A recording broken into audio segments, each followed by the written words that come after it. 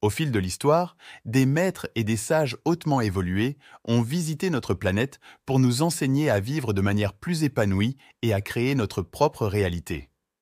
Ils nous ont montré comment cesser d'être de simples victimes des circonstances. J'ai rencontré de nombreuses personnes ignorant ces principes, vivant dans la peur, à la merci du hasard et sans direction. Jésus de Nazareth, dans un enseignement non enregistré dans la Bible conventionnelle, mais trouvé dans d'anciens parchemins découverts dans des grottes, nous a laissé des trésors de sagesse. 6 textes, connus sous le nom d'évangiles gnostiques ou apocryphes, incluent ceux qu'on appelle l'évangile perdu de saint Thomas. Le message de cet évangile est particulièrement révélateur. Celui qui découvre le sens de ces paroles ne goûtera pas la mort. Il ne s'agit pas ici de la mort physique, mais d'une forme de transcendance spirituelle. Avant de plonger au cœur de cet enseignement, abonnez-vous à Graines de Sagesse et activez la cloche de notification pour bénéficier de nos prochaines vidéos. La profondeur de cet enseignement nous invite à réfléchir sur la vraie nature de notre existence et sur le pouvoir des mots. Comprendre ces paroles est plus qu'un acte de foi, c'est un éveil à une réalité plus vaste où nous ne sommes pas limités par les circonstances matérielles ou la peur de la mort. Les enseignements de Jésus, notamment dans ces textes moins connus, mettent l'accent sur l'importance de l'introspection et de la recherche de la connaissance intérieure. En explorant ces enseignements, nous sommes guidés dans un voyage de connaissance de soi et de transformation, nous libérant des chaînes de l'ignorance et de la peur. L'enseignement de Jésus que nous avons exploré reflète une vérité profonde sur la stagnation de nos vies. Il nous enseigne que ce n'est pas seulement la mort physique qui devrait nous préoccuper, mais la mort spirituelle et émotionnelle qui survient lorsque notre vie cesse de couler. Dans la nature, tout ce qui stagne commence à mourir. De nombreuses personnes vivent une existence où leur économie personnelle, leur santé et leurs relations n'évoluent pas, ce qui représente une forme de mort dans la vie. Dans ce contexte, Jésus remet en question l'idée selon laquelle le royaume des cieux serait quelque part lointain, accessible seulement après la mort physique. Il déclare que le royaume est au-dedans de vous et hors de vous. Cette déclaration puissante sert à nous rappeler que le divin habite en nous et autour de nous, attendant que nous reconnaissions sa présence et vivions en conséquence. La véritable liberté survient lorsque nous cessons de donner du pouvoir aux voix extérieures qui tentent de définir la façon dont nous devrions vivre. Qu'il s'agisse des médias, des amis ou des experts qui parlent de notre économie, de notre santé ou de nos relations. Jésus nous encourage à revendiquer notre autonomie et à trouver notre chemin, aligné avec le divin qui réside en nous. Ce puissant appel à l'action est renforcé par Éphésiens 2, verset 10, qui nous dit « Car nous sommes son ouvrage, créé en Jésus-Christ pour de bonnes œuvres, que Dieu a préparées d'avance afin que nous puissions y marcher. » Dieu nous a créés avec un but et une valeur qui transcendent toute autre opinion. Lorsque nous ignorons les critiques négatives et nous concentrons sur notre connexion avec Dieu et son plan pour nos vies, nous trouvons la véritable paix et l'épanouissement. Dans Proverbe 4, versets 25 à 27, il nous est dit de garder les yeux fixés sur ce qui est juste, de diriger nos paupières vers ce qui est devant nous, et d'examiner le chemin de nos pieds afin que tous nos sentiers soient droits, en évitant les pièges qui nous égarent vers le mal.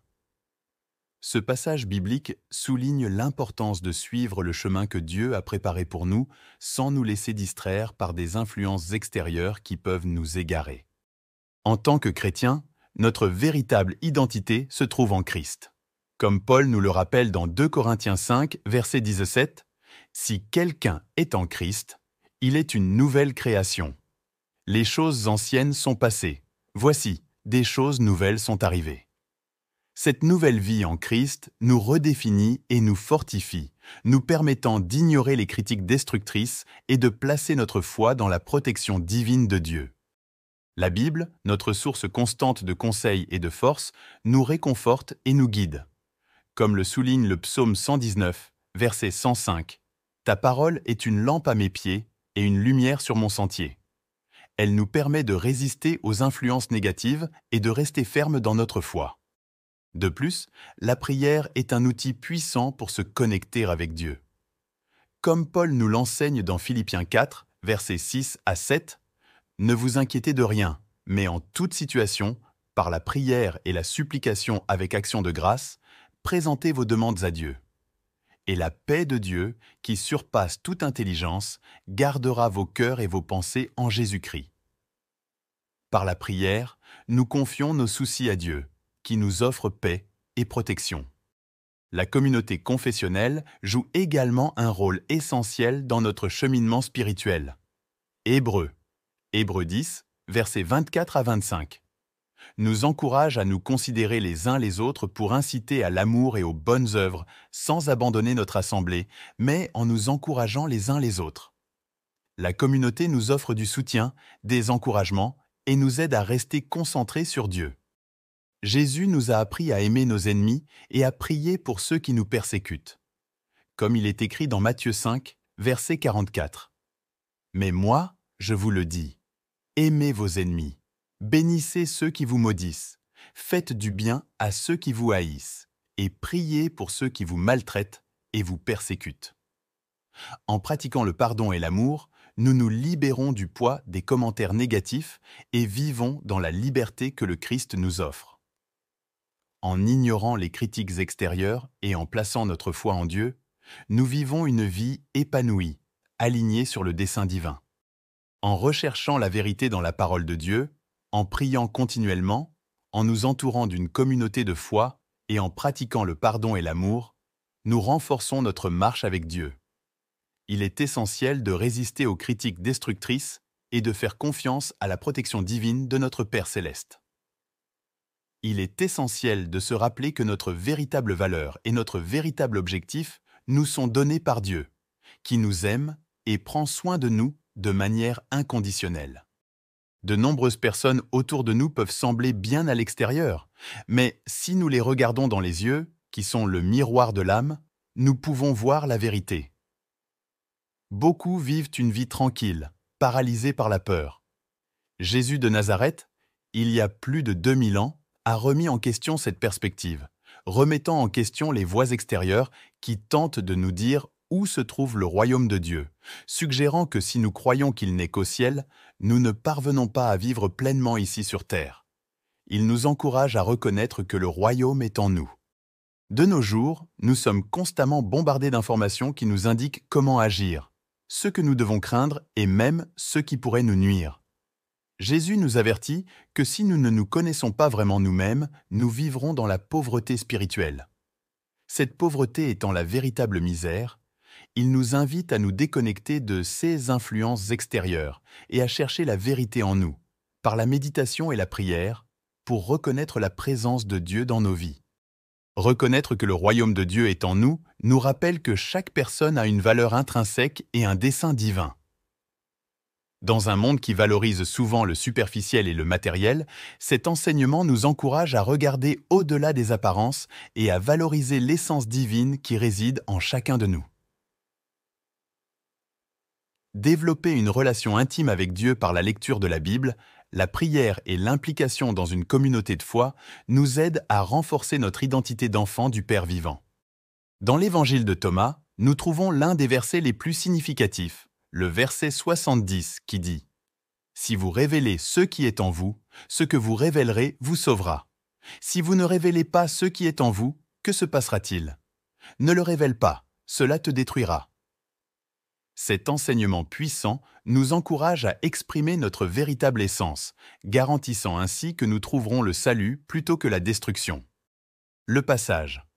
« Si vous révélez ce qui est en vous, ce que vous révélerez vous sauvera » de l'Évangile de Thomas souligne l'importance vitale de l'expression de soi et de la libération de notre véritable moi intérieur. Jésus nous encourage à explorer et à exprimer nos pensées, nos émotions et l'esprit qui réside en nous. Cette expression est considérée comme une forme de libération personnelle et spirituelle qui se produit lorsque nous vivons de manière authentique et alignée avec notre vraie nature, expérimentant ainsi une profonde transformation spirituelle. D'un autre côté, le même passage nous met en garde contre les conséquences négatives de la répression de notre véritable moi. Un manque d'expression de soi et d'authenticité peut entraîner toute une série de problèmes émotionnels, mentaux et spirituels.